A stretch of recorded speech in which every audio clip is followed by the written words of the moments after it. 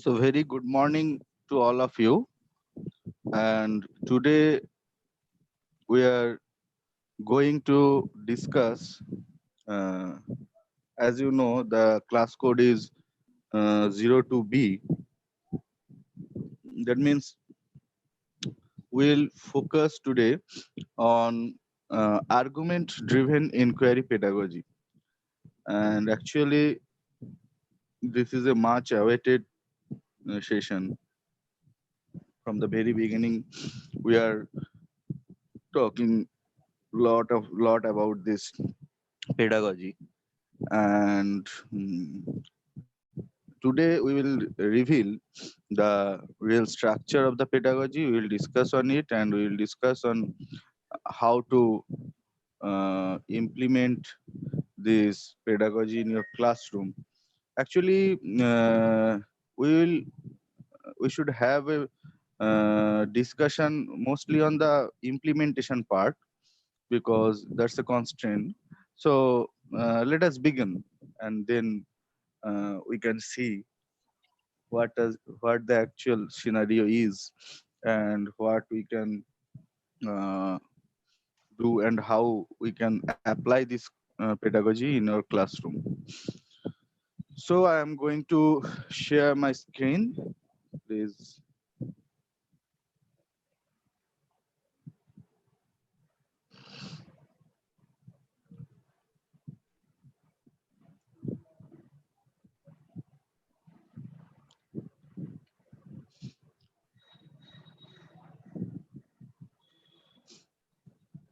Okay, I think my screen is visible now. Yes, sir, visible.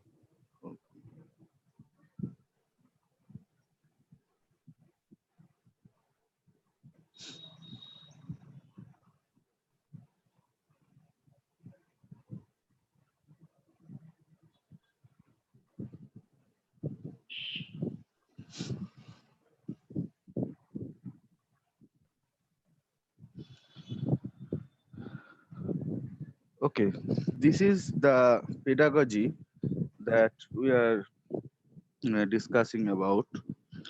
So the name of the pedagogy is argument driven inquiry, or in short, we call it ADI. And you heard lot about this ADI, the word ADI. You have we repeated that word much several times. So today we'll going to know what is the real structure of this pedagogy and what is the importance of this pedagogy. So actually, let me begin with that. Uh, this pedagogy is not anything very much new. Yeah, it is new in our Indian context, really, but it is not very much new to the world because this argument-driven inquiry pedagogy is being used in several countries, most of the first world countries like US, UK, and other European countries, and all other countries where they have a very first class structure for education, and it is being used, I think, uh, nearly for um, 5 to 6 years back, nearly from 5 to 6 years back, maybe. So, or maybe few years more. But what happened? They mostly used this pedagogy uh, on their in their laboratory classroom. That means they use this pedagogy for laboratory work or experimental purpose. But uh, then why we are telling that we are the first to introduce this pedagogy in India? Actually, what happens when we went through this pedagogy and we found that if we implement this pedagogy directly as it is uh, being used in US or other first world countries, uh, as if we use that form of the pedagogy directly to in India, that may not be very fruitful, because you can understand, if we introduce anything foreign uh, and try to implement it in our Indian context, that is not going to work, because the India is much more diverse country in terms of social diversity, economical diversity, religion diversity, as well as language. And due to this huge socio-economical diversity, we need a different structure. Our classrooms are different, our mental orientations are different, our students, nature of our students are different from them, our teachers, orientation of our teachers are different, and mostly the infrastructure is completely different in our country than there. So if we try to implement as it was, then it will not work. That was our presumption, and from that point of view, we started working on it. And in fact, what we did, we started molding or uh, changing its structure uh, according to our Indian context. So we started molding it to fit in our Indian context, and with that, we made several changes one after another, with lots of research and with lots of pilot run of the system of this pedagogy. We gather several data, we gather experiences, and then we start working on it. We continue to modify it one after another. So ultimately, now it has changed quite a lot from its original um, structure that is being used on other countries. So that's why we told that Teaching Learning Center IIT Kharagpur has molded the argument driven inquiry pedagogy according to the Indian structure. And as per our knowledge, we're the first, I think, as much as information we have, we are the first who is going to introduce such pedagogy in Indian classroom, and trying to implement it. We had run several pilot projects on it, and that's the thing, and that's the uniqueness behind this pedagogy. So let me start, and as we proceed more, we can explore it in a better way. So before starting, I would like to mention one point very clearly. Again, I am repeating, I want to mention it very clearly, that this pedagogy is not going to replace our current teaching learning system. That means this is not meant for replacing our running teaching learning system. Rather, it has been designed to uh, complement the current teaching learning system. So this is the point you have to keep in mind, because most of the time the confusion get arise after seeing all these things, that how we could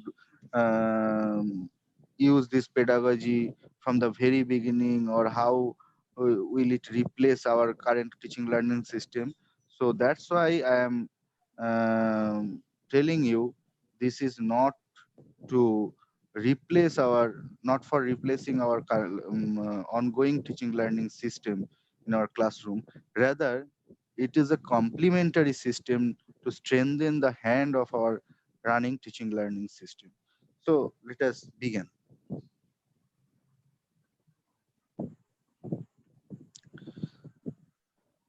So at basic level, very first, this is the crucial point, and this is the uniqueness of this instructional model, is that this instructional model suggests that please not to feed an established scientific fact directly to your student.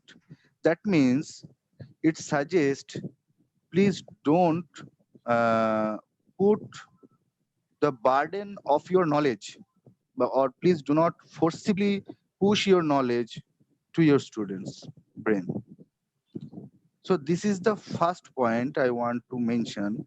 This instructional model suggests not to feed an established fact directly to the student, rather generate some probing question or guiding question, and in search of that answer of that question, the student will learn by their own.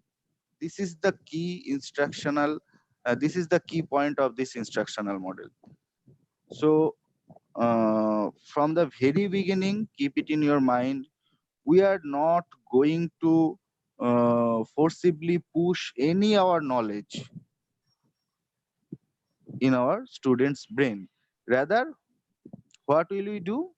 We will generate some probing or guiding question at the very beginning of the practice of this pedagogy, and in search of the answer of that question, student will learn by their own.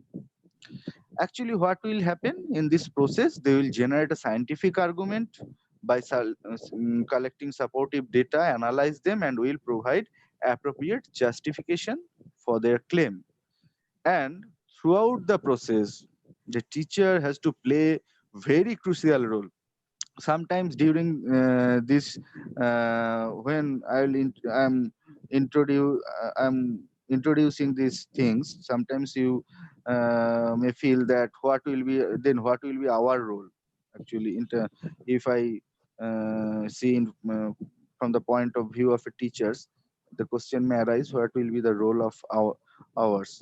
So here I would like to mention, throughout the process, teacher has a very critical role, and I will discuss that in between, what you have to do in each session, or in each part of that pedagogy when you are implementing it, but which is quite different from what you are doing in today's classroom. So actually here you will act as facilitator. That always we say that teachers are not teachers, they are facilitators. So this is the key point from where the this instructional model starts functioning. So now I would like to discuss the philosophy or the base behind that is working behind this instructional model.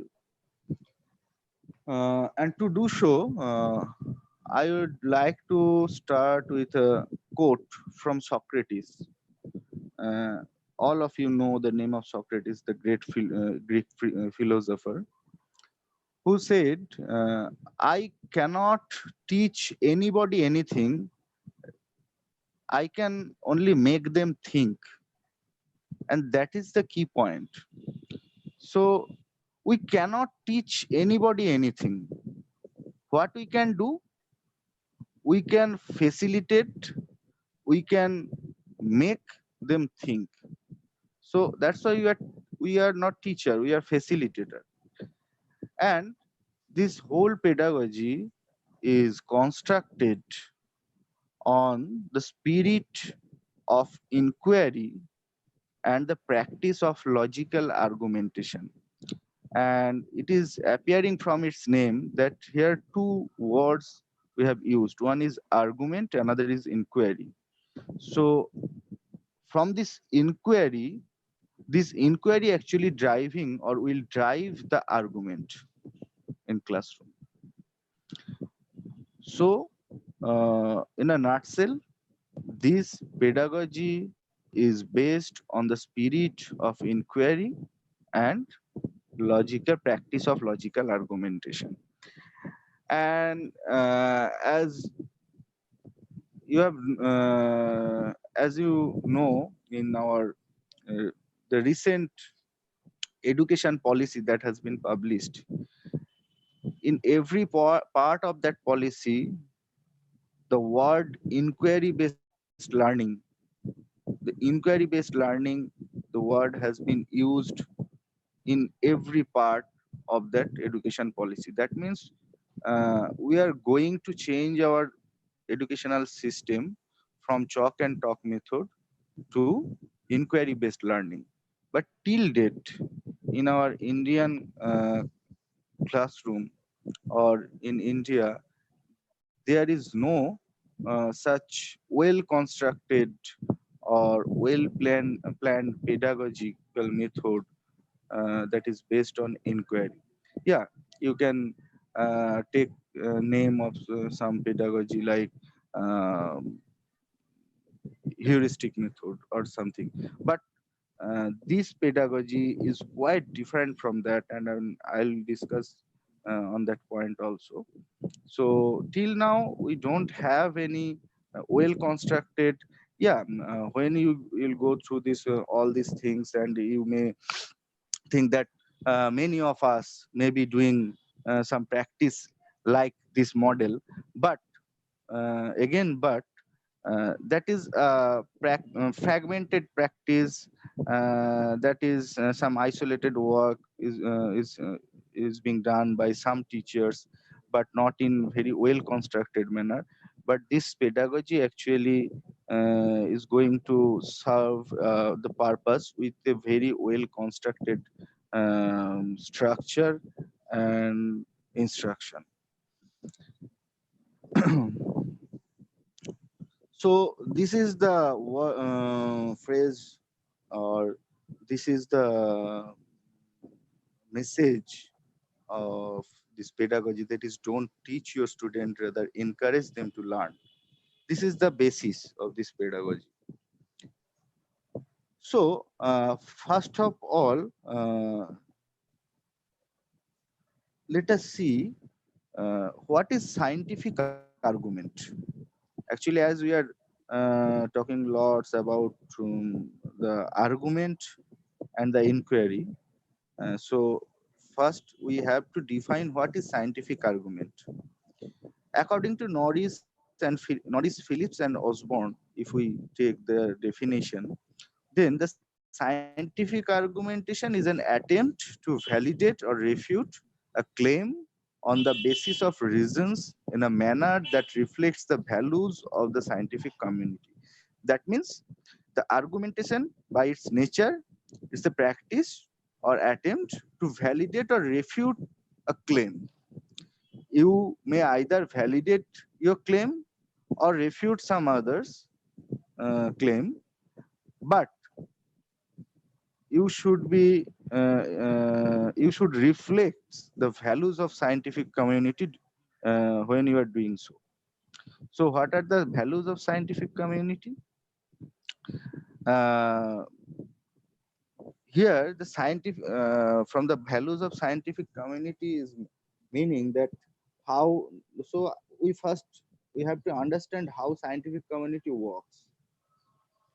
So as you know, there are lots of things that this scientific communities follows, like the ethics, the part of ethics, the practice of accepting others' opinion with a broad mind. Uh, and when you are argumenting on some point, it is oftenly happen that during the argumentation, we often we initially the, start with criticizing that particular idea, but after a few minutes uh, we start to criticize that people who is providing that idea. And there are lots of time I uh, see in the different scientific sessions, it's mostly different workshops or in some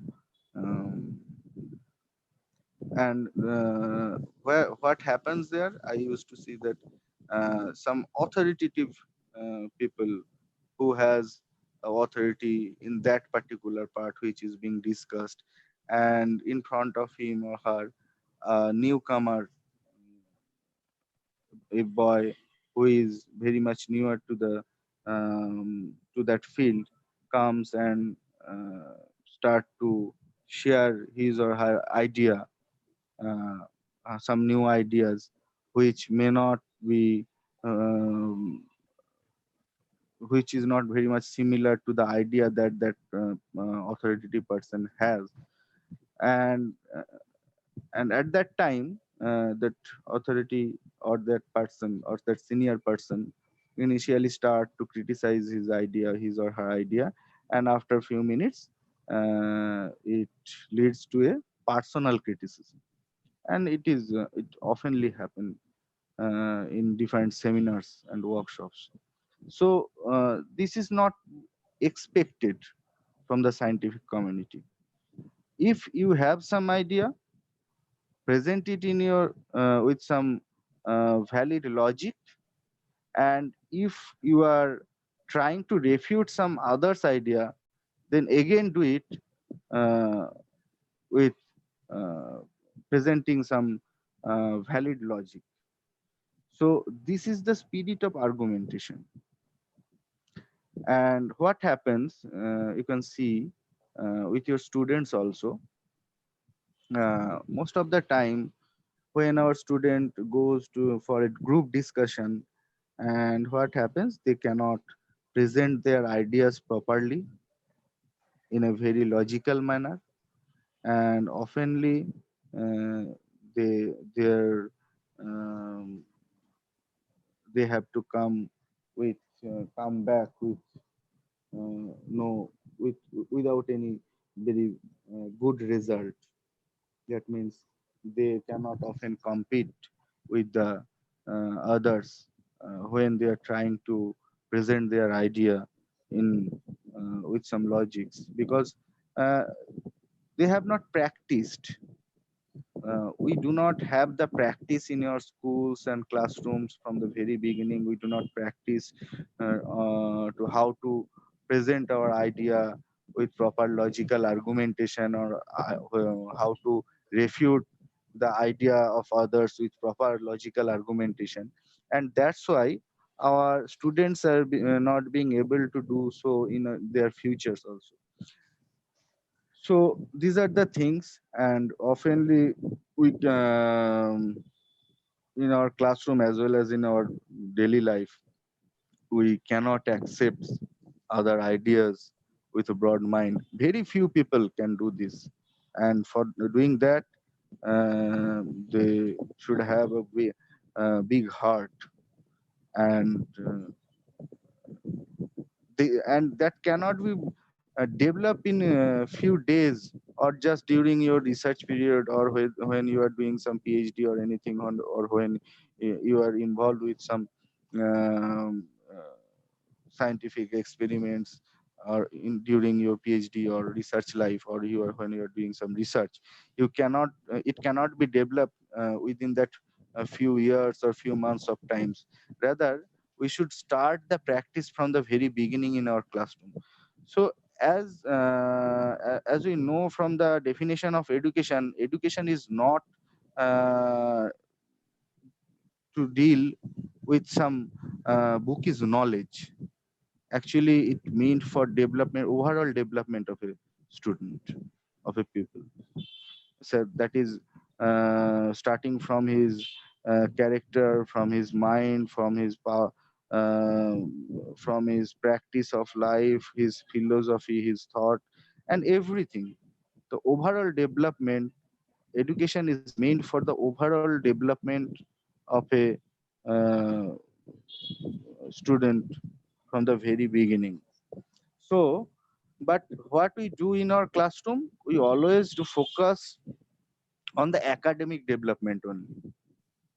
But but that is not worthy. That is not expected in real education.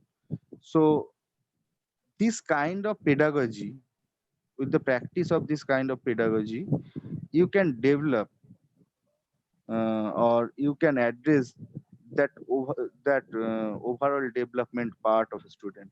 That means from here, uh, that means from the very beginning, with the practice of this kind of pedagogy, you can develop proper scientific temper within your student and the values of scientific communities. So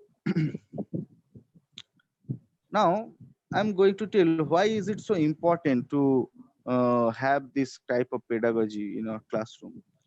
Actually, in ADI, in this pedagogy, ADI or argument-driven inquiry, what we do, we have already stated that initially we will start with some guiding on probing question, and then student will try to find out the answer of that question, and during doing so, they will uh, collect, they will do some experiment, or they will do their inquiry. Even they will plan their own inquiry by their own,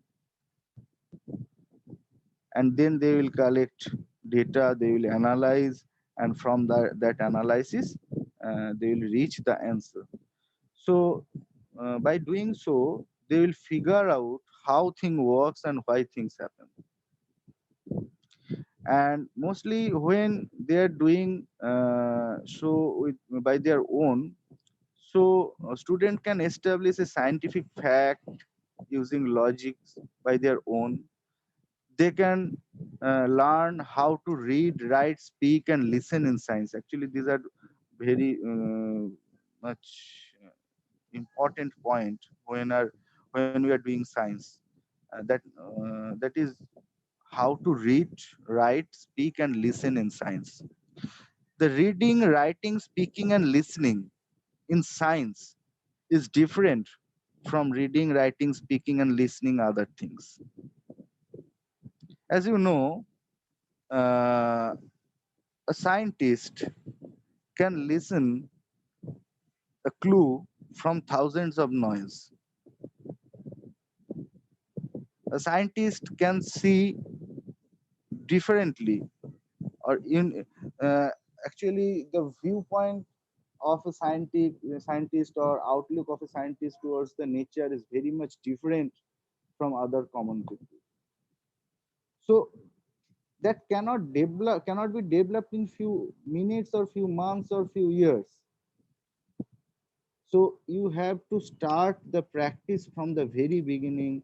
Otherwise, you cannot develop that scientific temperament, that practice of reading, writing, science, speaking, and science, listen science properly.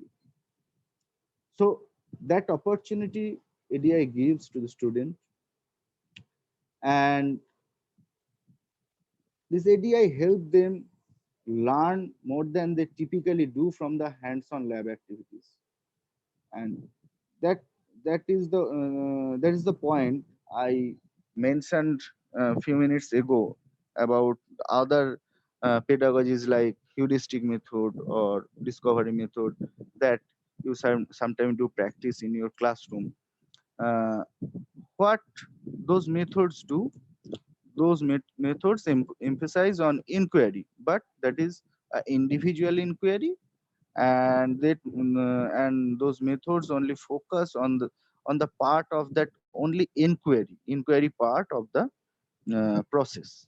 But as you have come to know till this discussion, that this argument driven inquiry is going to handle or going to focus on all other things, all other habit that is very much required for the next generation learner. Actually, you have to focus on that point which are very much required for the next generation learner, because the students that you are dealing with right now, they are going to pass out, suppose after 15 or 20 years later, and then they are going to be established in the society, and the society and the world will change huge. There will be huge change during this 15 or 20 years. So the requirement of the society will change, the nature, how the society interacts, what society wants, what will change a huge, will change a lot. Suppose I can give you an example.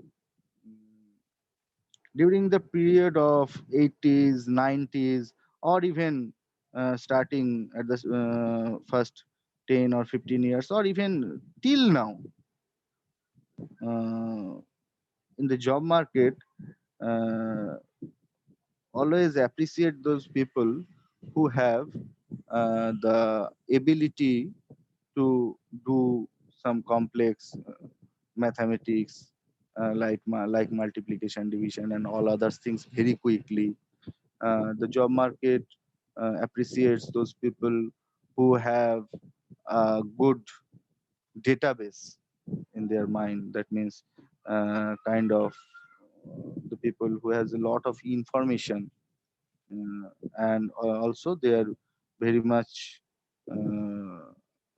they can do those mathematical calculations very fast, or very quickly. But this mathematical calculation today, in today's world, in this 2020, uh, we see that this mathematical calculation can be done much more efficiently and with much minimum time, by using a calculator, a simple calculator, or a 15,000 rupees priced computer. A computer with a price of 15,000 rupees can do those jobs much more efficiently than any people, isn't it? And if you tell about the information, if you have a computer with an internet connection, you can have all those information, even much more than a people can keep in their mind. You can have this access just spending a 15 or 20,000 rupees, and that computer will never ask you for the money for holidays, or for the TA or DA or anything. So why, if you think from the point of view of a recruiter, why will you recruit a people who have all these capabilities, uh, with spending, with giving him or her um, 50 or 60,000 rupees per month? What will going? Why will you will do so? There is no logic behind it. And from the point of view of a recruiter, so in future the world will change more, and by that time the demand of the people in job market will rise. Those who has the ability to do something which a computer or machine cannot do.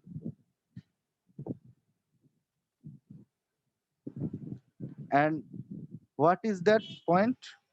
The point is creativity. A machine or a computer don't have any creativity.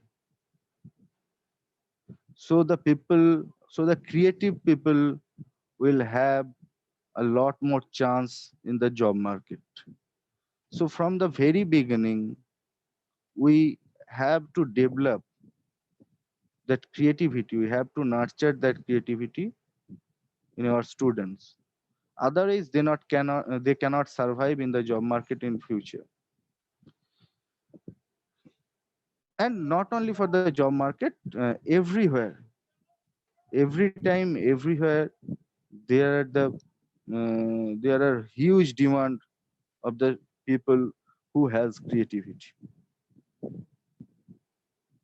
And creativity cannot develop with few words, with few years, by practicing few years of research or anything.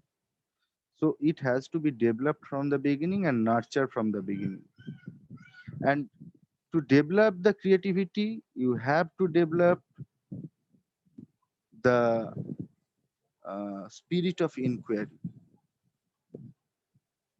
Without the spirit of inquiry, without the skill of questioning, you cannot develop creativity, you cannot nurture creativity.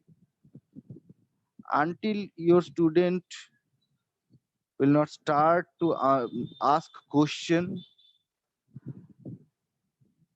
until they are not starting start thinking differently, start thinking out of the box, the creativity cannot be developed or nurtured. So that's the crucial point this ADI pedagogy focuses. So, and another thing, this instructional model can be integrated into any science curriculum. As we are talking, till we are talking about the science, but this pedagogy can be integrated in any subject. But still now, we on we are able to develop. Yeah, Mr. Kumar is asking whether it is possible to use in rural background or the students for the rural background. Yes, Mr. Kumar, I am coming to that point. You can use it anywhere, and I am not just telling you. We have practiced it in the really remote villages, remote areas where I can say the very faint light of civilization or such modern facilities has reached. In that village also, in that rural schools also, we have run our pilot project, and it is yes, it can be done. So I am going to that point. Yeah, Mr. Sen, you are raising hand. So I think please let me explain further.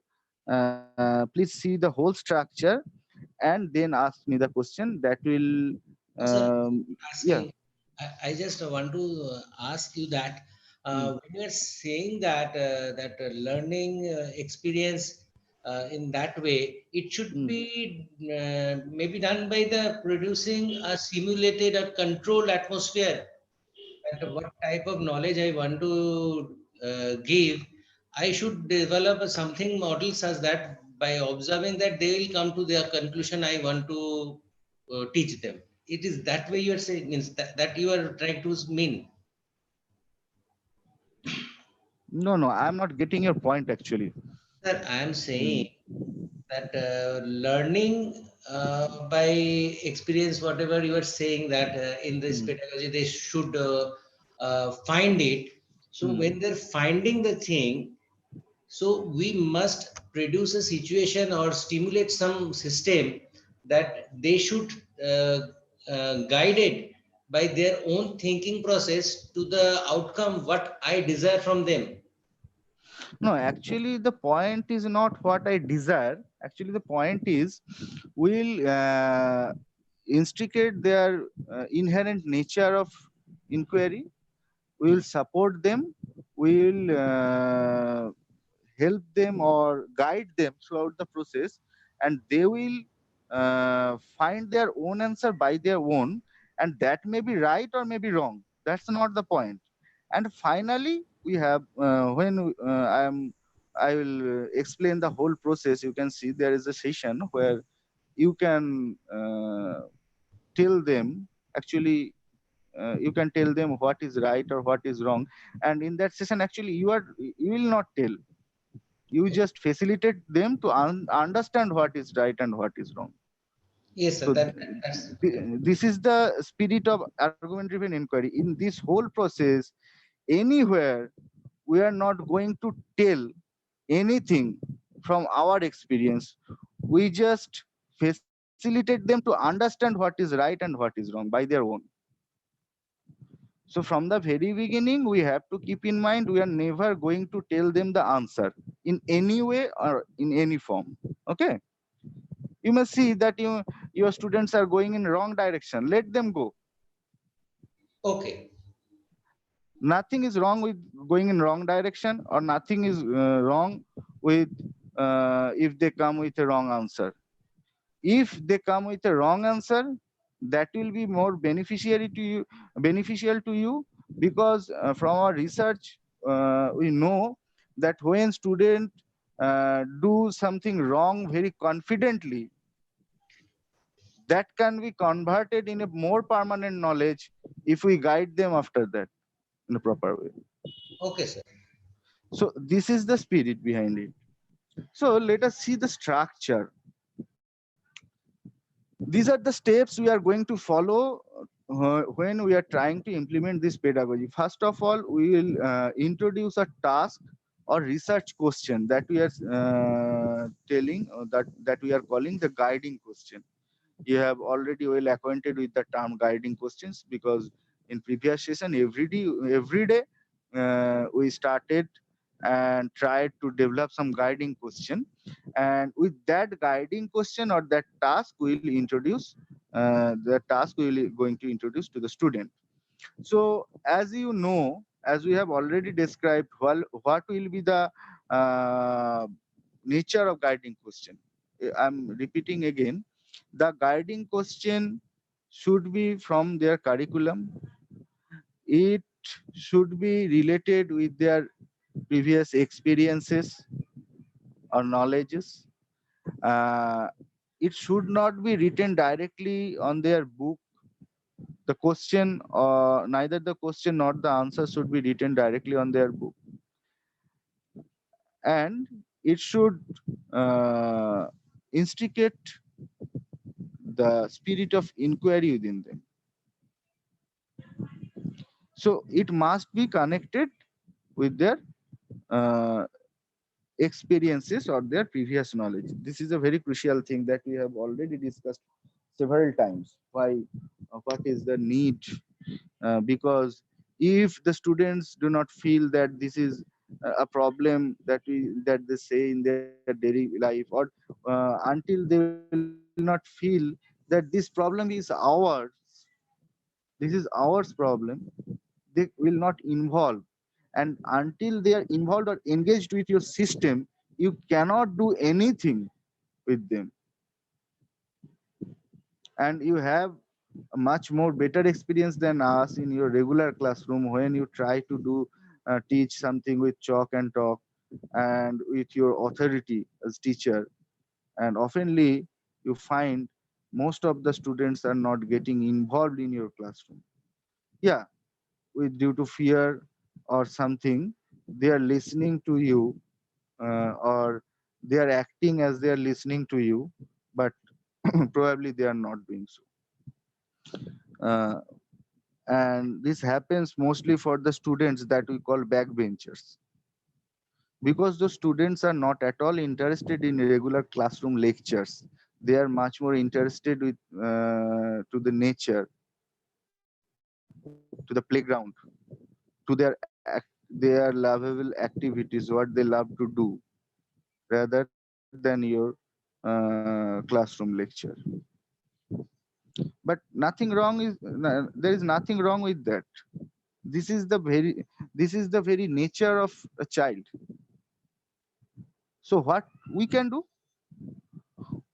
we can make them involved by providing something what they want. So put a question in front of them. That question, after getting that question, they can start thinking like, oh, this is our own problem. Yeah, I have faced it somewhere. Oh, is this have any connection with our regular knowledge that is written in our book? So if you can do so, then you can involve your student with your system. So for doing so, uh, you have to be somewhat skillful when you are introducing this task. So how? If you introduce this task like, oh, here, my dear student, this is the problem I am going to give you, please solve it. So again it will go in vain, because again they will feel that teacher is asking something us, something that we are not interested. Again they will feel that teacher is asking a question from the book, or he or she is taking some exam. So they will not fit, they'll not get any interest from it. So what you can do, start with telling some story, or actually what we thought that it is very much useful if we use, actually if we use a audio visual medium, that is going to be very much fruitful. So for that, uh, we develop some audio visuals, or some documentary like things for like 1 or 2 minutes, some audio visual of 2 minutes, 3 minutes, or maximum 5 minutes, not more than that. And within that audio visual, we have actually we tried to tell a story. We tried to show them what they want to show, what they want to see, something that they will feel, they will get interest. And with that story, uh, the audiovisual form, gradually we proceed to place our question. And that audiovisual ultimately ends with a guiding question. But that process is very much gradual. And uh, when they're watching that audiovisual, they get involved very much, because the storyline of that audiovisual is, we develop the storyline of the audiovisual, like what they can, that can make or develop some interest within them. And doing and watching the audio during the, when they're watching the audio visual, they get involved, and ultimately that audio visual leads to a guiding question. So then they get easily involved in that question. And if you don't have that facility to show some audio visual in your classroom, just start to tell them some stories, like you are not taking any class, you just come to tell them some stories. uh, Ask them about their daily life, some questions from their daily life, and start to connect that their experience with your story, and tell them a story, and gradually generate or put that guiding question in front of them. Or what you can do, so in that case you have to be a very good storyteller. So that's the skill you have to practice. Or you may do, you may take some printouts, and showing those printouts you can tell a story. So that will work, and they will get involved. And when they are getting involved, you are successful, you can do anything with them. So this is the very crucial point, that is the step one. And when you put forwarded that question to the student, guiding question, now make some small groups of students. Now break them apart in small groups, and doing so, when you are doing breaking them in groups, do it with a random sampling. Mix them, mix those backbenchers with front benchers, mix those students though have um, interest in your classroom, as well as the student though those do not take interest in your classroom. So you have all kinds of students in your classroom, mix them with a random sampling, and make those groups. And after dividing them in groups, tell them to work in group. So in step 3, what will they do? they will start discussing on the problem within that small groups, and they will try to reach the solution. And doing so, they can have all the access of their books. That means they can use their books, they can use any resources like internet or anything. If your students don't have mobile, what I do, I give them my mobile and ask them if they want anything to search, and they do it very well, in a very well fashion. They do it very well. Actually, to my experience, when I started working with the people, with the students from very remote villages, they don't even have the very good idea about. They cannot speak or write English very well. Till they ask me, "Sir, we want to search something," and I, with little hesitation, I give them my mobile, because I was hesitating, because I knew that they cannot understand English very well. But though I give them, and what happened, after a few minutes, they returned back that mobile to me, and then I asked, "Have you find something?" They said, "Yes, sir." And she showed me, what did you have, what you have find. They showed me, and then I asked, "Did you understand these things? What is written on those sites and everything?" And they start to explain in their word, and I was surprised that they cannot understand English very well, but they understood the overall idea what has been written in that website, that is in Wikipedia. They are searching something from Wikipedia, and that was a great experience I had. So this way I give them. You can give them your mobile or facilitate them to search something using the facility available in your school or anything. Encourage them to go through their books.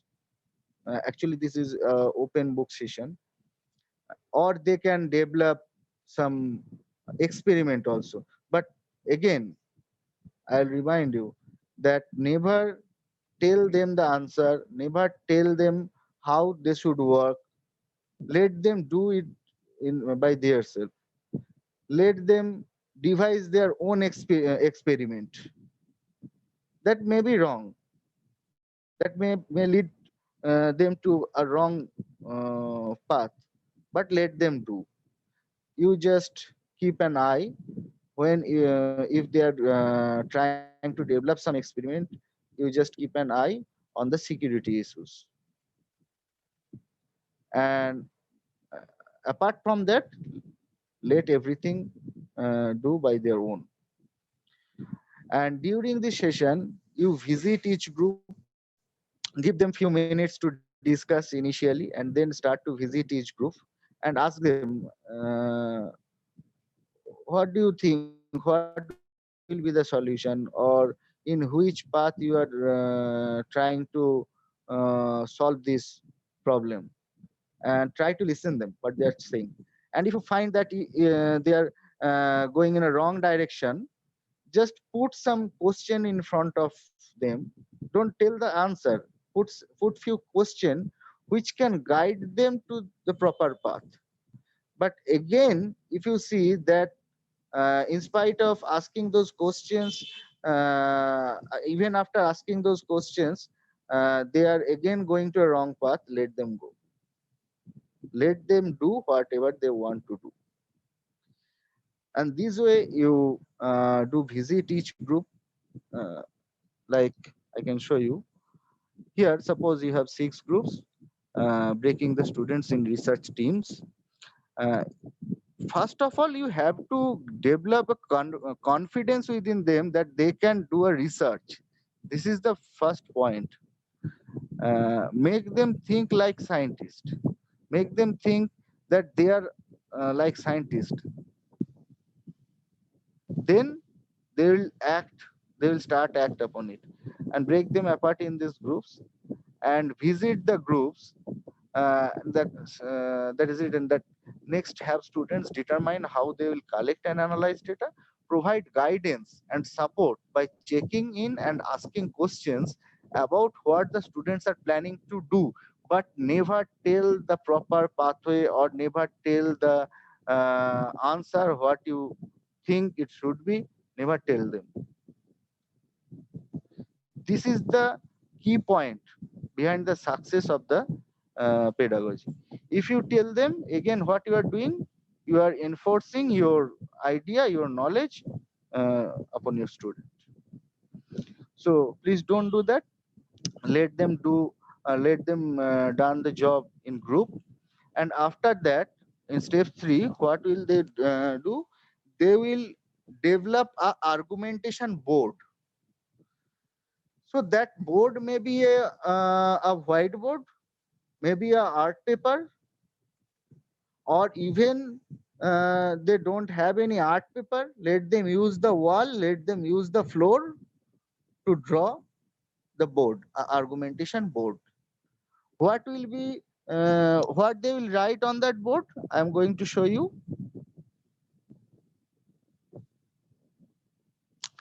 This is the structure, standardized structure of that board. In that board, at the top, they will write the guiding question that they were asked, and then they will write their claim. The claim means the answer, the solution that they think that they think that this would be the right answer of the problem. They will write it here, and here they will write the evidences. So what are the evidences?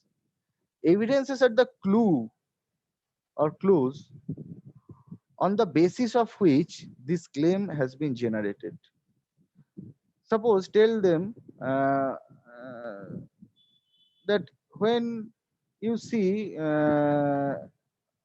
something, when you are coming to school, you see an incident happen, and you start thinking that why that incident happened, and you develop some you start to develop some logic behind it, or you start to find some ideas that may be the probable cause of that incident, and then you try to find out which one is more probable from those points, and ultimately you sort out and find few problems, and you work on that, and finally you reach the answer. That is how you solve your daily life problem, or that is how you solve that, you get the solution why that incident happened or anything. So this way, student will also try to find the claim on the basis of some logical points. So the evidence are those logical points or clues on basis of which those claims has been made.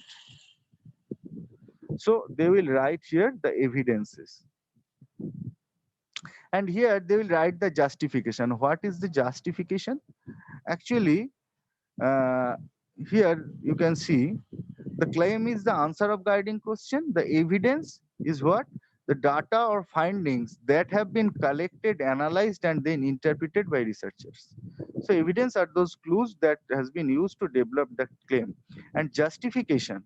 And justification of the evidence is a statement to justify the relevance and importance of exhibited evidence. That means what that means? Actually, the justifications are the laws or scientific laws that is behind those evidences. Suppose when you are trying to resolve something, or when you are trying to uh, actually, what I can say, when you are trying to resolve something, when you are cooking something, suppose, and by that time, you will not think about the rule of your playground, obviously, because playing is a different thing and cooking is a different thing. When you are trying to solve something regarding your cooking skills or anything, then you must find that from the knowledge that you have already already have in this field. So that particular knowledge, when someone try to something to solve something, or try to think some on some point logically, they must have some previous knowledges on that field. Otherwise, they cannot find or cannot think in that way.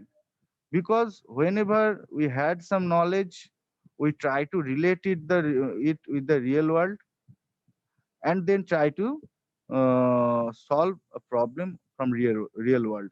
That is the way how we do learn, or actually we should do.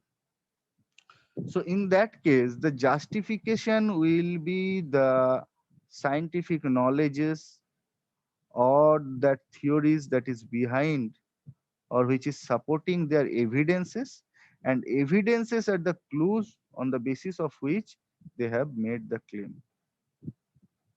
So this is the structure, or this is the relation between claim, evidence, and justification. Suppose when your student is learning in their classroom regarding the first law of motion of Newton's first law of motion, you taught them the Newton's first law of motion, and then they try to correlate the the things that are happening uh, surrounding them. They will try to correlate with those things with that knowledge that you have given to your student, that is the Newton's first law of motion. And after correlating those things with that knowledge, they will try to solve a real life problem. So in this way, what you are doing, you are connecting your book is knowledge or book is theories with the daily life situations, and connect after connecting those to that knowledge, you are trying to develop some logical arguments from it, and with that valid logical points, you are and analyzing those valid logical points, you are reaching to a solution of some problems in their real life. So this is the way a student can learn properly, and until you follow this path, the learning will not be completed. If the path is broken in anywhere during this process, it will leads to a incomplete knowledge. So that's why in recent days, most of our students are just being confined to the bookish knowledge. They are not being able to connect it with their real life situations. They are not being able to analyze it, and so so they are not being able to assimilate those things. So that's why the bookish knowledge is remaining as in the form of bookish knowledge for few days in their mind, and after that they forget it. So that's the problem with our regular chalk and talk method. So after developing such board, what will they do? They will display it. Okay, they will display it, and after displaying the boards of each group, then the group will be asked that you determine or you identify two or three of you who will act as the presenter of this board, and remaining others go and visit boards of developed by other students. So each group will start to visit others, and during this visit they will ask the presenters of that board that why they have come up to with these ideas, what are if they can argument if something they find is not going matching with their thought, uh, and that the presenter of the group should satisfy the argument logically to of those visitors. And this way each group will visit each other. All the groups will visit each other, they will share their idea, they will argument on that, they will criticize the other's idea, and they will come back with some new ideas. and they will be given free hand if, again, after coming back, that if they want, they can modify or change their board by adapting others idea that they find worthy. And if they find that their idea is correct and they don't want to change it anymore, they can do so. So this is the argumentation session. The students will say step 4, students will participate in argumentation session where the tentative arguments are shared and critiqued. So after completing this step, they will have a chance to modify their board if they want, and if they are not willing to do so, they can retain it as it was. And then the step 5 will come, and that is the reflective discussion session, which is again a very much critical session for the teachers point of view. And what will you do with the step 4? That means when the students are argumenting and visiting each other's board, you have to visit or keep an eye on each and every groups what they are doing. If they are um, if during the argument they start quarreling or fighting, initially they may do so at very initial stages, in when you start just start the practicing for the first few 1 or 2 times. That may happen, but to my experience I never saw this, but it may happen. In that case, you have to put an eye on them. You have to tell what should they do, what they don't, what should not, they shouldn't. And you have to go through each board and find what the idea they have written, how they have presented their evidences and justification. And after taking the note, you start this reflective discussion session. What will you do in this reflective discussion session? In this session, all the groups will be will gather. They will come together and will start to discuss with teacher. And here, the reflective discussion session means you are you will act as reflector where they can see their face. So that means you will start the uh, argument. You actually, I'll not say the argument, uh, or you can say that you will start to argument with the students. That means here your duty is to take them in right path. Suppose you have 6 groups, out of which 4 groups has come up with a proper solution or answer, and remaining 2 group come up with some wrong answer. So in this reflective session, discussion session, we will try to resolve those issues again by asking question, not by uh, again by sorry, we have missed the slide. Yeah, in this session again, we'll try to resolve those issues. We will try to drive them to in a proper path and help them to reach the actual answer or actual solution of the problem. And when doing so, we never again never we never tell the actual answer to them. We will never try to enforce our idea on them. So what will we do? We will start to ask them some again some questions, or the questions that will lead, that will converge their idea to that particular solution. That means you start to figure out some questions and throw it, put it forward to your student, and you do the plan in such a way when they will try to answer that question, they will realize that they were wrong by their own. And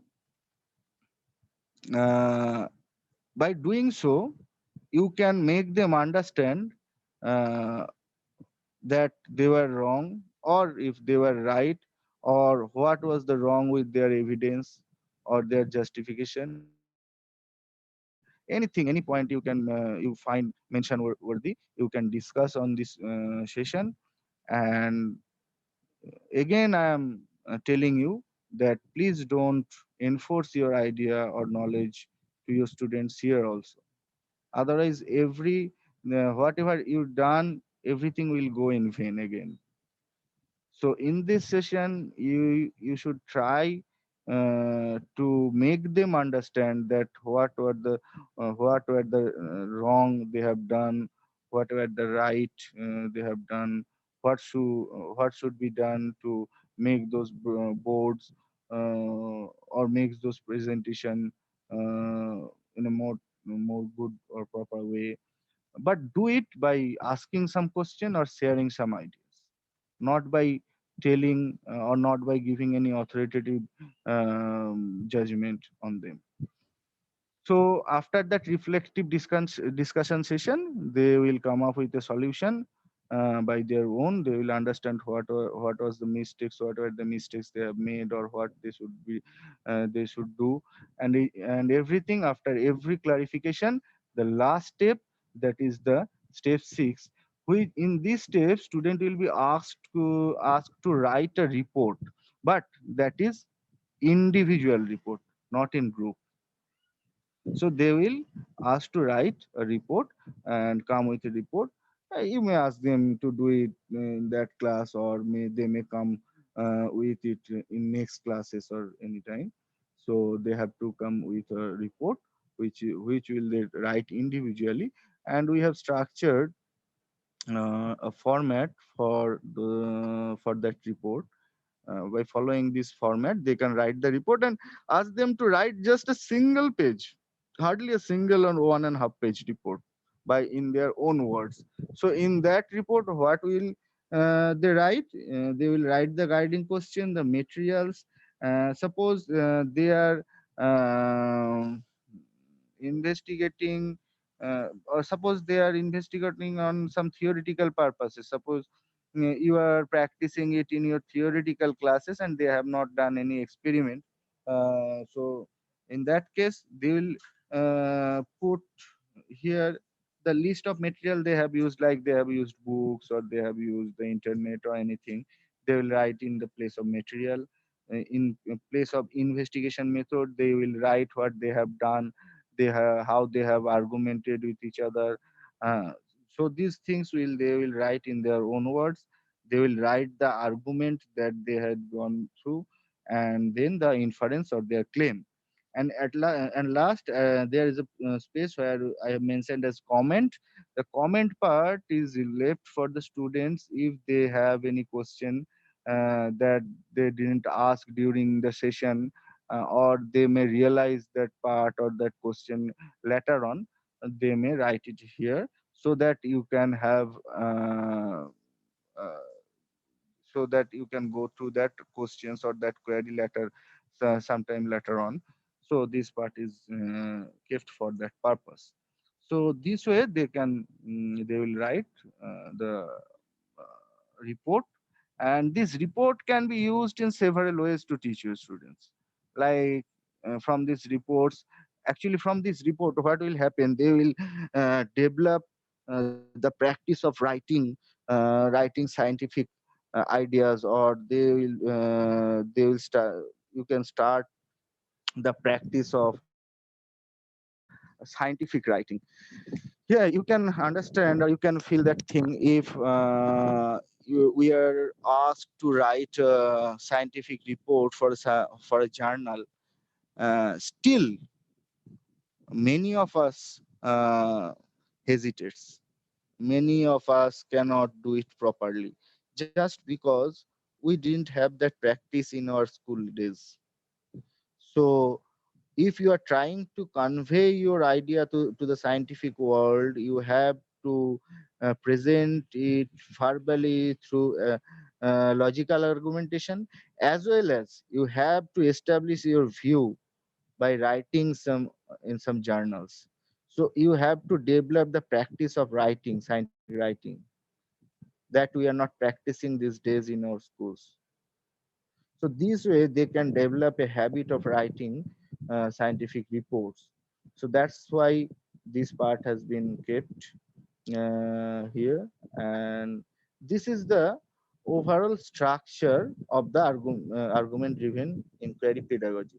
I know after listening all the things you have lots of questions, but before coming to your question, I want to show you something more. Here I am giving a sample. uh, Actually I have few virtual students uh, to show you that how they are doing argumentation. Suppose here we have taken a question, that is how long can an amoeba live. So this has been taken from their class 8 books. Actually, this is related to their to the NCRT book from class 8, the science book from class 8, where they learn about the um, different uh, process of reproduction. Like they learn about the here the students have to deal with 5 major key components written in their textbooks to give the answer. That is, cell is the structural and functional unit of life. Cell has nucleus within it and control the function of the cell. Nucleus carries genes. Those are the only determinant of the characteristics of an organism. And binary fission. In this class, in class 8, they learn about the, in NCRT book, there's a chapter where they learn about the different types of reproduction system, and there they learn about the binary fission. Binary fission is a product is a type of asexual reproduction system, and this question is related to this the process of this binary fission. So the binary fission is the only mode of reproduction found in amoeba. This is the key point. The binary fission is the only mode of reproduction found in amoeba. So mechanism and the of the binary fission, these are the previous prerequisite knowledge they should have, and they had it in their books. So from that you can ask them, I asked them that how long can an amoeba live. So let us see how they are doing. Samir, can we calculate the lifespan of amoeba? Impossible. Meaning, wait, let's examine the handouts. Yeah, I have found something, Suraj. And Avi, me too. Oh, really? Let us know. And then Suraj, amoeba is unicellular and reproduce asexually. Avi, yes, only through binary fission, as I think. Samir, yes, single cell directly divides into two cell, and many. Uh, you are right, bro. So every component of cell along with the nucleus splits into two halves, and Suraj nucleus is the same, means genes are also same. So Samir, means new cells are exact copy of the parent cell, isn't it? Meaning yes, obviously, because nucleus is same. Samir, then their cytoplasm and organelles are also same. That means they are same individual. Meaning, my God, that means the parent body cannot die. Oh, yes, the amoeba is immortal. That is their conclusion from this kind of argumentation. Our students can do this kind of, they can reach the solution by sharing their idea. This is just a simulation, what they can do during their intergroup or intergroup discussion. So that's how argumentation or sharing idea goes on during the process. And again, I'm going to share some pictures. Um Sorry, uh, here I have a sample board, argumentation board, or ideal argumentation board that can be formed when they are producing the argumentation board in that I have mentioned in step 3. So this is idea how a argumentation board can be. And in the evidence part, here you can see we have given they are free to use this space to present their idea graphically. They can use a graph, if they think that some pictures they can produce their idea, they may clarify their idea in a much well fashion. They can reproduce their idea in a very understandable way, so they can do it. They can draw some pictures, they can put a graph, whatever they want they can do. They uh, to represent their idea in a nutshell, and that's how they will develop to represent how to represent an idea with using graphs or pictures. And this is a very critical thing you can understand where if you are also asked to represent a whole chapter with a diagram, it will be very much critical for us also. So that should need a practice. So here they can do it. And this is a ideal board we have represented based on that question. And again, just before finishing, I want to show you some more pictures to convey some ideas. Like, let me show it.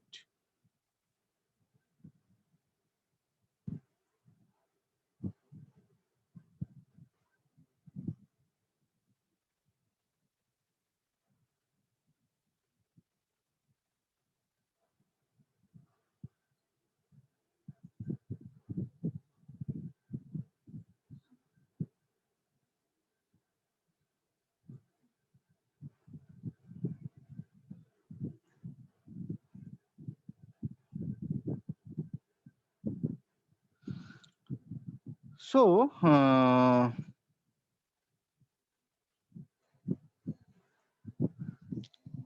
here I am trying to show you something like in your classroom, you have different kind of students. So each of them has different experience in their life. You may have a student who has this type of experience in their life, or they belongs to this type of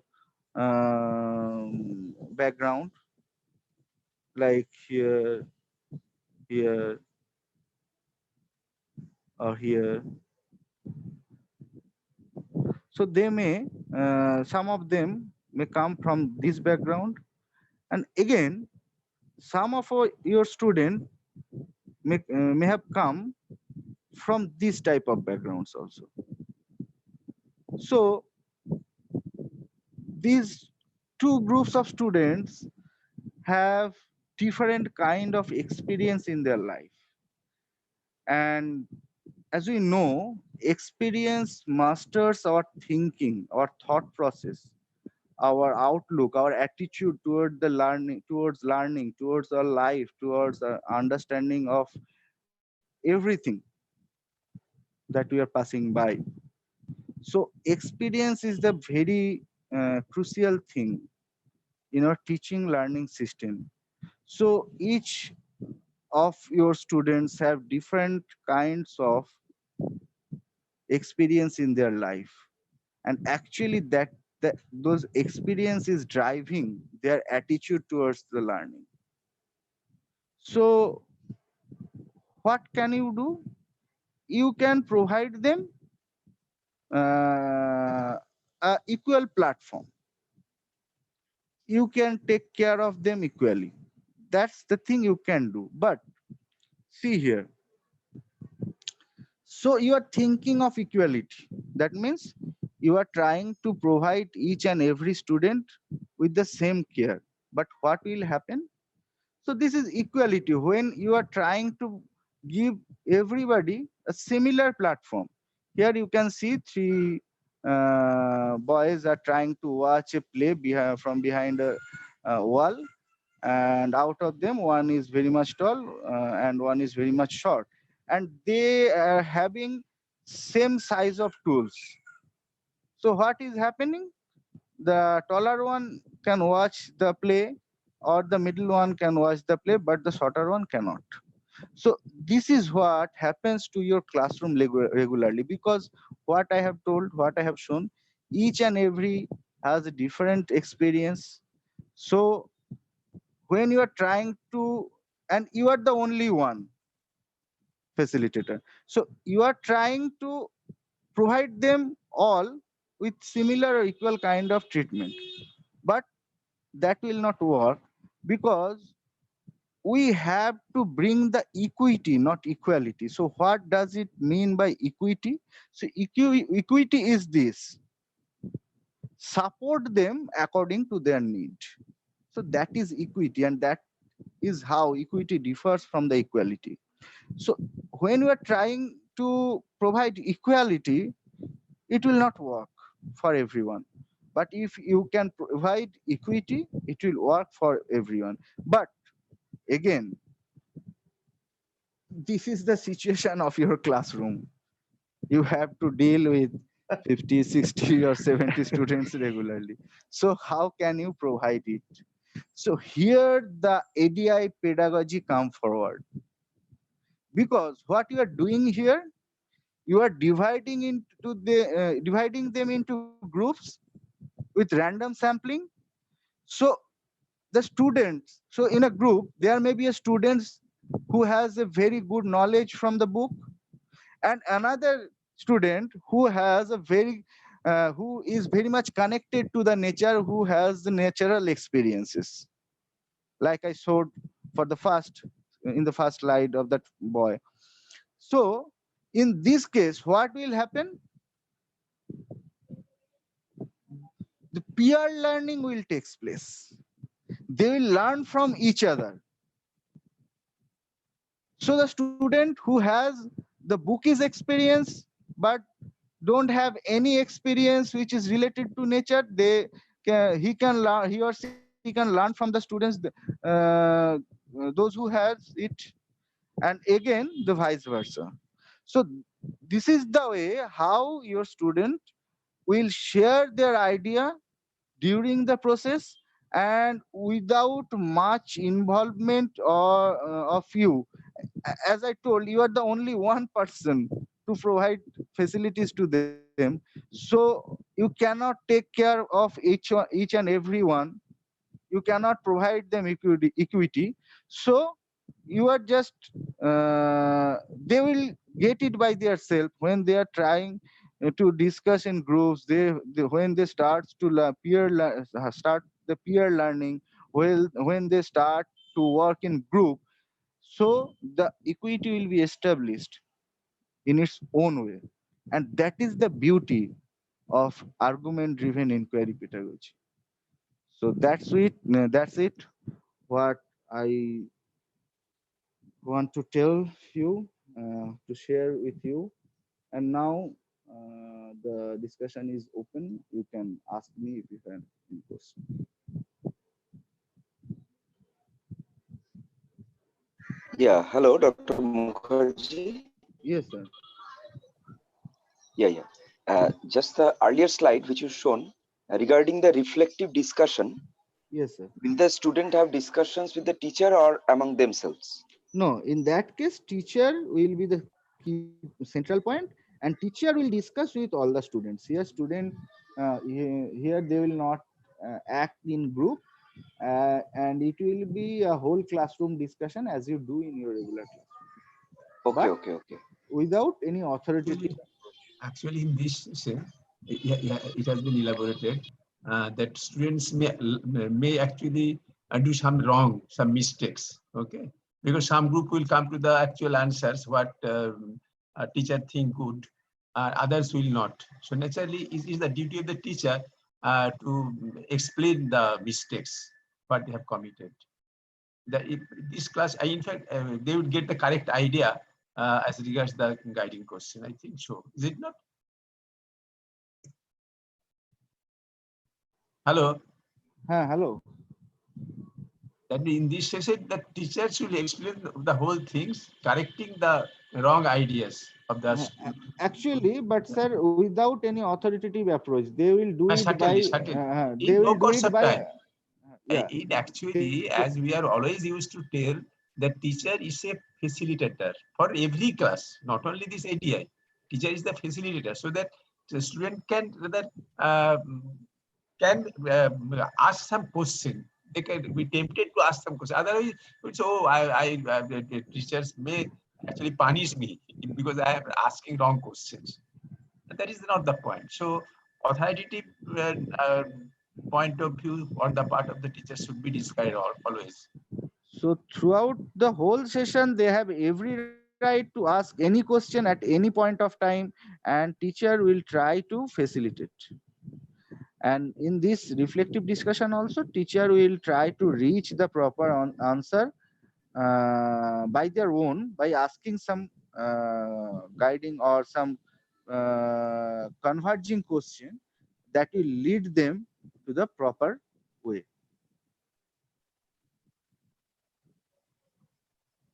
So Mr. Chandra, Yeah, my query is addressed. Thank you. okay.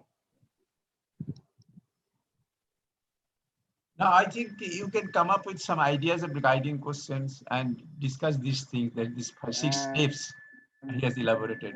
And Including also, if someone, yes, sir, if someone has any question regarding the ADI process, how they are thinking that they can implement it, whether they can implement it or not, what will be the difficulties they may face, they can discuss on it, and we will try to answer. there's the feasibility of organizing ADI Yeah. in classroom situations. How is it, whether is it possible So or what not? I can say from our experience, yes, ma'am. Yeah. Hello. ADI inquiry will necessarily leave a lab kind of arrangement.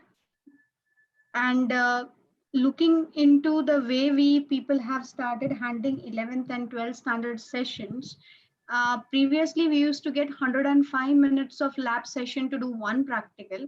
But now, because of JE shifted to January, the whole lesson planning and curriculum mapping has changed, and we have shorter amount of short span of time to deliver whatever is the necessity. And in doing so, the first target time slot is the practical period. So from 105 minutes time, they have reduced it to 6 minutes time. So yeah, So I it's can understand. So ma'am, let me tell you one thing. of You, training. yeah, yes. Let me tell you one thing. You don't need any lab kind of setup to practicing this ADI. Let me clear it. So what we have done in that, I have told you already that in US and other countries they use it to do a lab work, but here we have developed it in such a way that it can be used in theoretical classes, that means in your regular classroom also, as well as in laboratory work, for a laboratory work.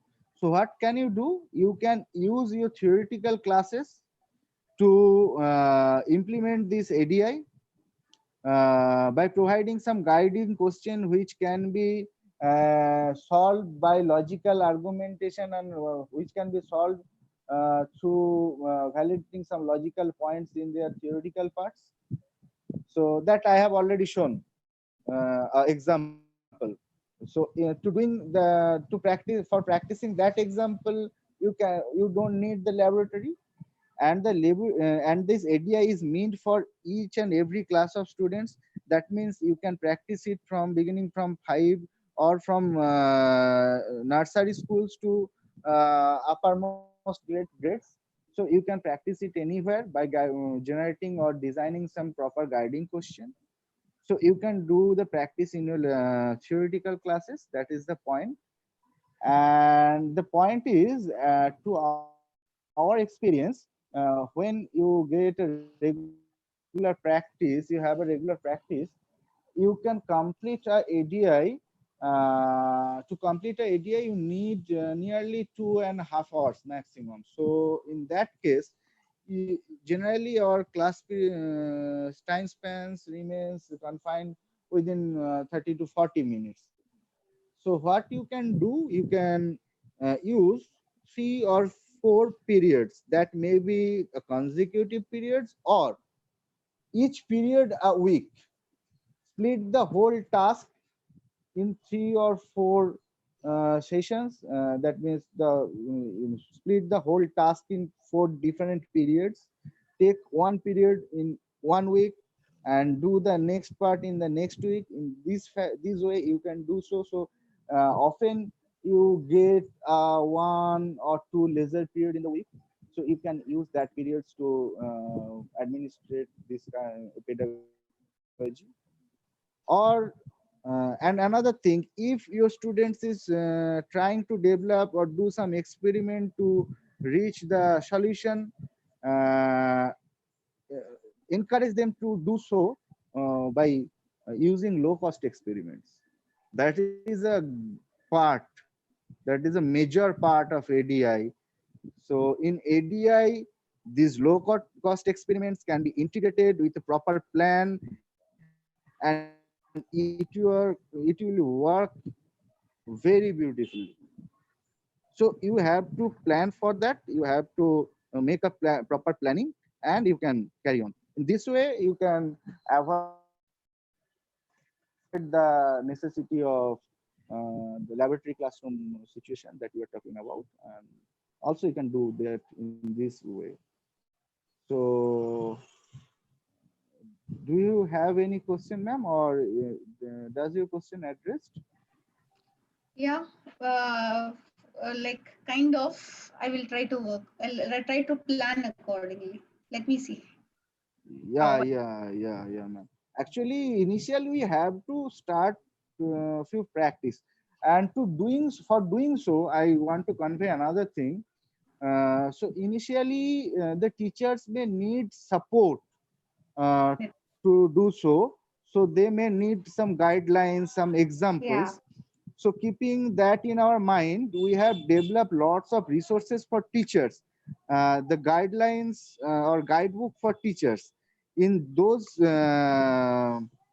examples, we have written or we have elaborated it. We have written in detail what to do in each step. In each module, we have developed several modules, and each modules have a guiding question, and the videos and others resource related to that guiding question. And in that teachers training modules, we have written each and everything what a teacher should do, in which step, in which point of time, what they should do, what they don't. And even we have put some simulations also there for, like a script of a drama, thinking of a real classroom situation during reflective discussion session that may happen, that what kind of questions teachers may ask to the students during this reflective discussion to reach the proper solution, what kind of answers they may expect from the students, and how they will going to handle it. So for doing so, we have also included a script, drama like script there for the for reference. So using those reference, you can start, and we are putting those modules gradually, one by one, in our teaching learning center IIT Kharagpur's website. We have just started to uploading it, but then the lockdown starts, so the work has been hampered, and I think we'll do it very soon. That means within next 1 month, hardly. I think so. So when we'll put it in our website, you can have it. You can have lots of such resources there, and you can just search with the keyword argument driven inquiry or ADI in our website. You can find it. absolutely. Thank you for that, sir. It will be a really a boon to use those ones, and it will also help us practice and plan accordingly. Like initially, we'll find it difficult, but Yeah. And after practice, and with practicing, you can develop your own with regular practice. also I think in this lockdown period, if we have access to these things, we can give this argument driven kind of simulation oriented thing in the Google Classroom. Actually, I'm Okay. use it that way. And uh, actually, ma'am, what happened with that modules? Those modules are planned for the teachers. So if you are trying to yeah, distribute them to student, it will not work. That is meant for you. What you can do, you can distribute those resources or guiding questions to the students so yeah, that they can come up and solve it. For example, in my 10th standard, I had given a simulation of a sweater being wrapped with a balloon. They're doing that simulation, and the has been shown in that simulation. And then there are 4 guiding questions after doing every step in the particular Yeah. simulation. So I think this can be used even in online learning mode if the class timings are not sufficient to be dealt Yes. with. And madam, what we are going to do in next classes, I'll try to show you how you can use this Zoom platform to conduct this kind of ADI pedagogy session also. So using this Zoom platform, you can split the group, make a group discussion session and intergroup discussion session, and how it can be done. I'll show you in next sessions. Okay. In our school, we are Zoom is banned. It's not Yeah. allowed to be used. We are using Microsoft Teams Okay. for learning So I process. think Microsoft Team also has the split room facility. Yeah, yeah. Yeah. Do have. So I can show you how you can use those facilities to conduct online session like this. Okay, sir. And hopefully we are also trying to develop some online platform, and we are working on it, and hopefully we can develop it in near future, so that with using that online platform, from any part of India, you can conduct such kind of sessions in collaboration with TLC, IIT Kharagpur, or maybe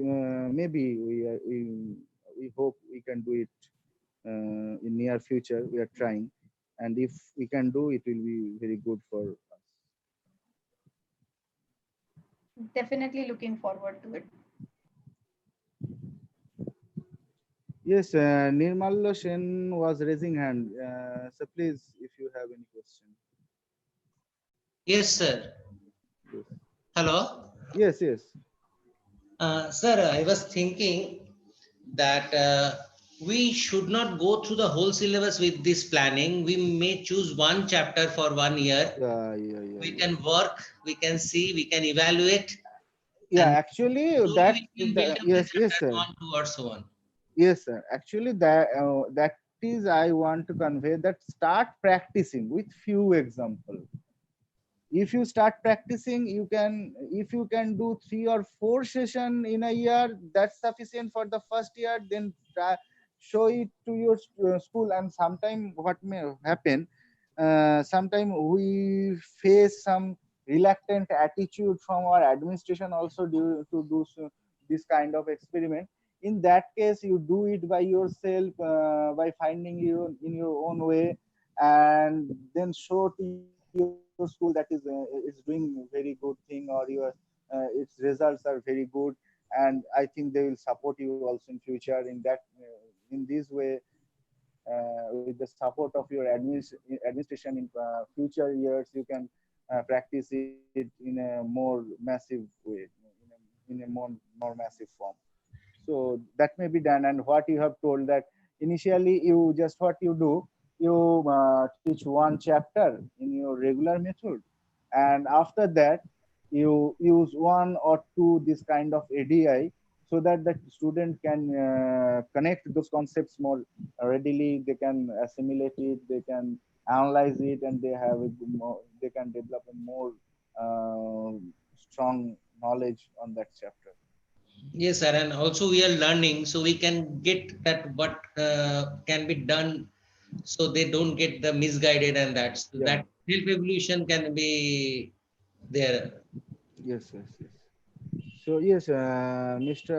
Chandro is raising hand, and then I will go to the go to Minalini this movement. Yes, sir. Actually, Yes, what I wish to say that there is a central theme of each chapter. yes, Now, wherever there is experimentation is not possible, mm. we can simulate it, Yes, and accordingly we can choose our ADI. yes, I mean, the guiding question. yes, I mean, in that way we can overcome the difficulty of, uh, I mean, not having every chapters included due to the yeah. practical, I mean, impracticalities of experimenting with every Yes. topic of each chapter. Actually, that is what we have done. As you Yes. know from the report of NUEPA, we know that only 30 to 33% of our schools in India have the proper laboratory setup. So Yes. most of us have to depend on the theoretical classroom. Mhm. So that's the key point that we have worked on to develop the ADI for Indian context, and we have developed lots of modules based on this theoretical part. So Yeah. how it could be used on to teach the theories, and most of the modules that we have completely based on that logical part of argumentation. That means you can use it without having any laboratory classroom, and Okay. Okay. most of them we have constructed in such a way that when they will go try to solve the problem, they have to connect several different chapters, several aspects of different subjects. Yes. Okay. Another thing I wish to ask. Hello, sir. Hello. Yes, you are audible. Okay. I just want to ask another thing, that are the respective state boards of a country, are they being consulted for the inclusion of this ADI into their respective syllabi? Actually, I like to make a comment here. You see that you have seen in the ADI structure, there are 6 steps, as Oliver has elaborated. In the last step, you have to write an investigation project, investigation report. And I think all of you are to rather help your students to do some project works as it is included in the syllabus. Is it not? So I think if your students are involved in the ADI, then as it is told that each student has to write his or her own report, then I think that report can be taken considered as the project report of his project work. Okay, I think in that way, as the project work is already included in the syllabus, so you can tell your authority that actually we are organizing the investigative project report, as it is not possible to do individually for all the students taking different projects. You can tell them to participate in a particular area with a particular guiding question, and they will ultimately come up with, each individual will come up with individual reports, and that will serve the purpose. So I think you can tag ADI with your project works. So yes, sir, I got disconnected between just due to the power cut off. So can you hear me? Yes, I hear. Yeah. So you are well said, sir, that this Yeah, ADI could be used as project. I can elaborate the entire what I think entirely, that I can elaborate, just giving the few minutes. You see, another 2, 3, 5 minutes I can take. You see Okay. that I have shown you some experiments. You can perhaps you can still recollect that in one experiment that you see that sugar globules are moving vertically downward direction. And if anyone observe with it, if anyone in the class can observe with his own wristwatch or like that, he will see that the drops are coming with uniform velocity. They're moving, their downward journey is with uniform velocity. In fact, this has been, I told you, this has been designed with that purpose only, to demonstrate before a group of, say, class 7 or 8 students what is mean by linear uniform velocity. Now, if I ask a question, you see, that you have observed, the students have observed the rainfalls during rainy times, you see, and they have to tell whether these raindrops are moving with uniform velocity. They can ask, you can ask this question, you can maybe call it that you can call it a guiding question or probing question also. Now, I think around that question, they can undertake the discussions, and ultimately, as according to the procedures to be followed, they can come up with an idea. Or you can develop a very good audio visual on that also to involve them. Also, and you see that this experiment is not that serious, that cannot be done in any classroom situation. Everyone can do. Even if you tell your students that you perform this experiment at your home, they will be able to do this. no problem. Only thing you have to initiate. So I think in this way, we can develop many guiding questions, which actually maybe which can be related to their observations from their nature and from their daily works and so on. And in fact, you can tell them. It is true that it is not possible to organizing ADI for every chapter like that. But at the end of chapter, certain chapters you can, when they have got rather earned enough knowledge, and on the basis of that knowledge, you can ask, you can throw them a guiding question, which they will ultimately answer as it is mentioned in the format. So I think it is working. Not at least if you keep that thing in mind, that every student will have to write a project report. If you that thing in mind, but if you tell no students are not doing. In fact, we are just taking whatever they are doing. Then it's a different issue. But if you want to, if you have to really do honestly work, as we are actually yesterday also, or day before yesterday, Professor Ghosh also regularly emphasizing that we should be very honest. So our students should be very honest when they are providing a project report. They may be wrong, they may do some mistakes. That's a different issue. But whatever they are doing, they should know that they have done, and that has been reflected in their report. So project reports, as now they are being implemented in most of the situations, you think that is not good. So there is enough scope, and we can, you see whether we can rather tag argumentative inquiry with project works. And that will be a good thing. You can get much time, and your authority will ultimately agree, yes, we should do it. Because it has a defined purpose now, not entirely ADI, but project work. And I think Minalini ma'am is raising hand. I think she has some question. Yes, ma'am, please, if you have anything. Please guide how I can plan this ADI in Google Classroom as well. You're planning to do it in Zoom, but can you also guide us how is there a way out? Can I have something in my Google Classroom as well? Actually, ma'am, what you can do, you can share the guiding question in Google Classroom in audio visual format or in a storytelling format, and then you may ask your students to solve the problem. But what you can't do with Google Classroom is that you cannot organize such group discussion there, as well as they cannot act in a group, and that is the very crucial part of this ADI pedagogy, because we always try to focus. The main focus point of ADI is the working in group, that is peer learning. That you can't access with Google Classroom, as I think. And it could be done if you have integrated, you have a purchase plan of G Suite, and you have Google Meet with integrated with your Google Classroom, then you can do so. So Google For Meet is another meeting, platform. Yeah.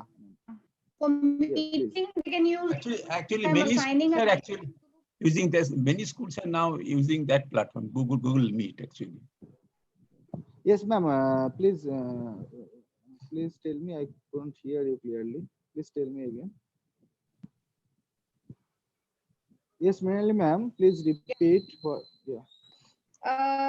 If in Google Classroom I give assignments to groups instead of Okay. giving it to the whole class, and they can discuss on through WhatsApp call if they need to Yeah. Yeah. discuss. That's the way you can organize. Actually, that is the device. That is the way you can devise according to your situation. Yes, ma'am. You can do. Yeah, because doing this in the classroom session this year, I can't see it Yeah, happening. actually, this year you may have get disturbed due to this situation, and the whole planning may be disturbed. But you Yeah. can try in the case of that. Professor Samant already said that when if you are you can try it like a project also in your syllabus. You have, I think, you have projects. So in the form of project, you can practice it. That's an individual project they do Yeah, in group. ma'am. The projects are So can't you individually, not plan? So can't you plan in a group? Suppose you planned it in a group activity and tell them to prepare the report individually. That according to the structure of ADI also have the same structure, because report should be prepared individually and the whole thing will be done in group. So can't you do it? I don't know what is the provision that you have. we can do it, but in that case, the 5 reports will be Xerox copies of each other. No. That you have to ensure. Be acceptable, na? Whatever you want to write, you can write in your words. Yeah, So just encourage them. I think they will do it. yeah. Madam, if you tell them to write an essay on some topic, say that school sports, is it not annual sport? You tell them to write a report on the annual sports in your school. I said each report should be different. Is it not? Madam is trying to say that the students No. will copy each other in that No, case. but if that is copied in examination, then you will not give them mark. No, the physics project, if I ask them to do investigatory physics project in a group of 5, in the end, I'll have 5 people having the same project report, but different. Yeah, Now, this is let the them have the same project natural. report. That theme should be the same. The objective should be the same. But the point is that they should write their own language. The language should be different for different. Actually, what happened, sir? Actually, what happened in ground reality? They has a very tendency to copy. So you may encourage in your way. In that case, if you give them free hand that please write in your words, whatever you can write, we will not punish you, we will not deduct your marks. In that way, you can encourage them, and I think that may work after some time. Yeah, we'll try.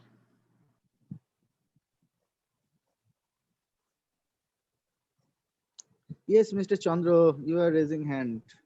Yeah. Actually, what you were actually due to the power cut, you were off. So I was Yeah. asking a question. Actually, could you consult with the respective state boards for the inclusion of ADI in their syllabi?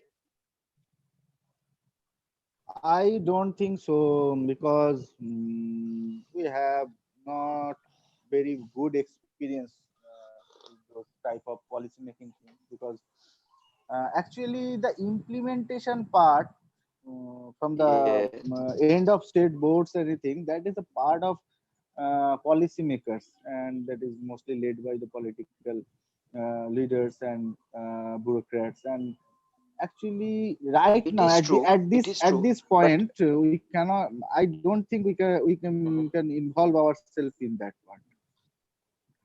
But if we study okay, NCF but 2005, we do get mention about these kind of learning techniques. Yeah. And in upcoming days you have to practice this inquiry based learning, otherwise you don't have any other option, because new education policy is saying everywhere in every part of it that we should go for the inquiry based learning. yeah, in fact, it in our syllabi, this peer learning and all certain parts, certain aspects are already included. It is in Yeah, practice. included, but what in ground reality it is In not reality, practiced. not that every school follows it. That's Yeah, the truth. That's the reality. But still, I can say that yeah. some officials in the West Bengal Board of Secondary Education, Also try to they pursue have this learnt about like, these things. and I think they have No, introduced some Mr. Chandra, peacock Mr. model on Chandra. like this. Hello, Mr. Yes, Chandra. They yes, will sir. tell, no, we are following it. No, we No. are following. We have I got have some officials who are indeed Yeah. interested in the ADI part. Okay. And after I Yeah. have the thorough talk with them, I can Yeah. communicate with you. In that case, Yeah. if a representative from your Yeah. part That can we visit, can do. I think we okay. can do. And That Professor will be Samant is wonderful.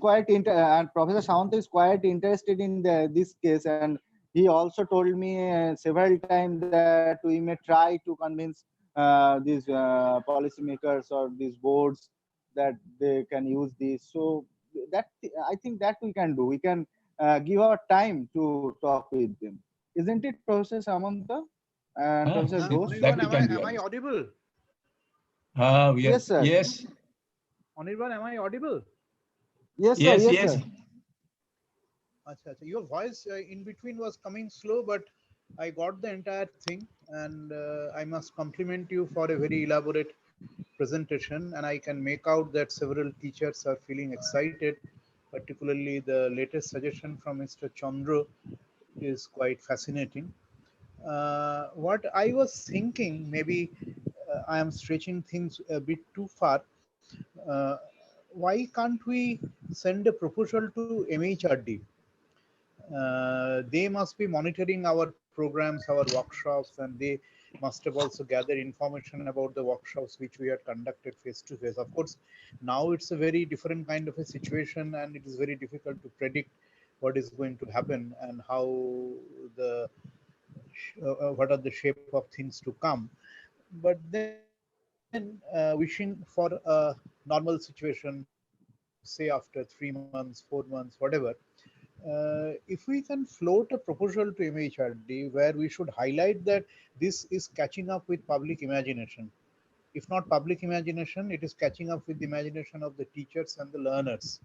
And after emphasizing on such points and the kind of response it has received, someone was talking about inclusion of ADI in the syllabus. It's not a part of the syllabus, it's a pedagogy, and so that a clear instruction comes from MHRD. I'm making a wishful thinking that a part of the syllabus is transacted through ADI, and we have to do our homework before that.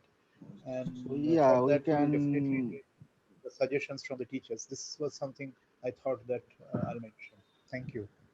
Yes, sir. You have commented very pertinent things, and we can discuss upon it with Professor Bhomik and all our core teams.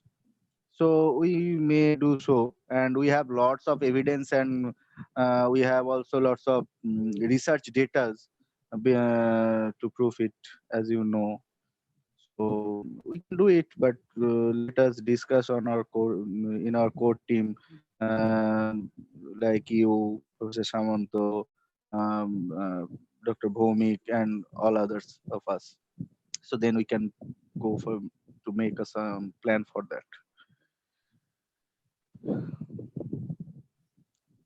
But I think before that, we have to organize similar more workshops, so that more teachers actually are confident and confirmed that they can organize such programs in their schools. Then we can Yeah, give some actually, examples to the MHRD yes, sir. also.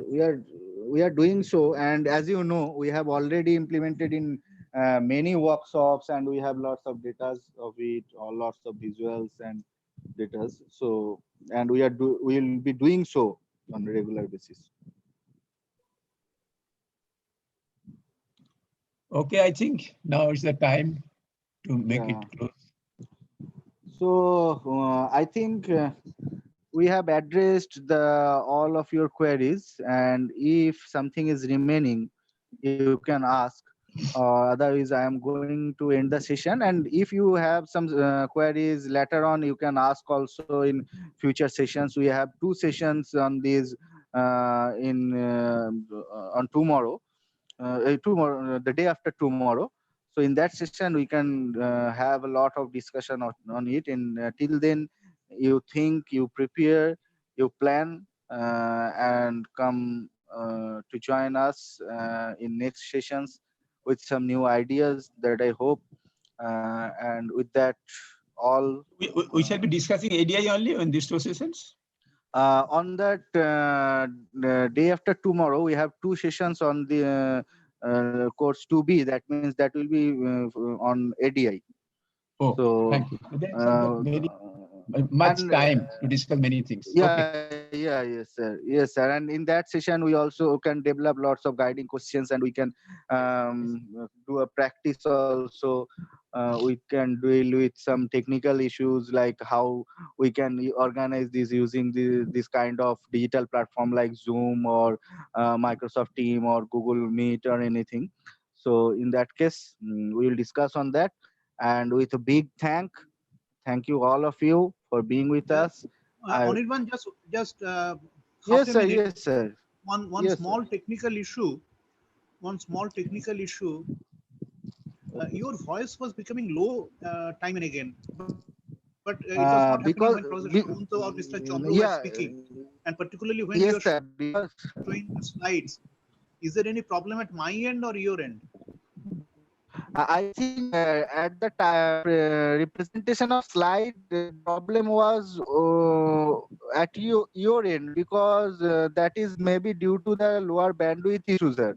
And right now you can get my voice low because I am on the mobile network due to the power cut off. That's why my voice may be getting truncated. I mean, it was not happening when Professor Samanto or Mr. Chandru they were speaking. Yeah, they Anyway, are on a just good look into bandwidth. it. Right now I am on mobile network. Yes, sir. I am on mobile network right now, so that's why the bandwidth getting low due to the power cut off. And I don't know what happened. Okay, I'll take care of that in future. Sir, can you please guide So yes, ma'am. at 5 o'clock today? Exactly. We will raise a guiding Uh, question demonstration. I read through today's. okay, yes, ma'am. Today's session at 5 o'clock will be on the low cost experiments and such things. So on that session, you can present your guiding question. We will discuss on it. So you can do it. Okay, sir. Okay, am I audible? Okay. Yes, sir. Thank you all. And I will take care of the point that Professor Ghosh mentioned regarding the issue of voice in future sessions. So thank you, and I am now going to end the session.